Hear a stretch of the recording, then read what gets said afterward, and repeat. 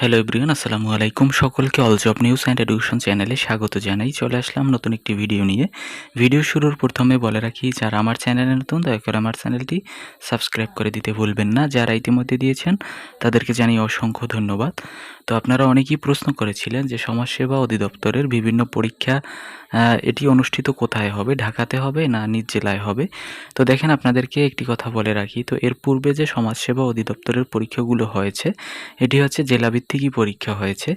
তো এটি এখন ডিপেন্ড করে সম্পূর্ণ আপনার যখন এডমিট কার্ড প্রকাশিত হবে তখন বোঝা যাবে ফাইনাল কোথায় হচ্ছে। তবে ধরে রাখা যায় যে আপনার নিজ জেলাই হবার সম্ভাবনা বেশি রয়েছে। যদি পরীক্ষার্থীর পরিমাণ বেশি থাকে তাহলে নিজ জেলাই দিয়ে থাকে অথবা বিভাগীয় পর্যায়ে অনুষ্ঠিত হয়ে থাকে। তো এখানে বলা হয়েছে, দেখেন, আগের সমাজসেবা অধিদপ্তরের বড় নিয়োগ পরীক্ষাগুলো সাধারণত ঢাকা অথবা বিভাগীয় শহর এবং কিছু ক্ষেত্রে জেলা পর্যায়ে কেন্দ্রে দেওয়া হয়েছে।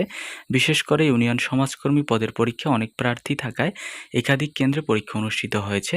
তবে সব নিয়োগে জেলাভিত্তিক কেন্দ্র হয় না। পরীক্ষার্থীর সংখ্যা, পদের ধরন এবং ডিএসএস এর সিদ্ধান্ত অনুযায়ী কেন্দ্র নির্ধারণ করা হয়।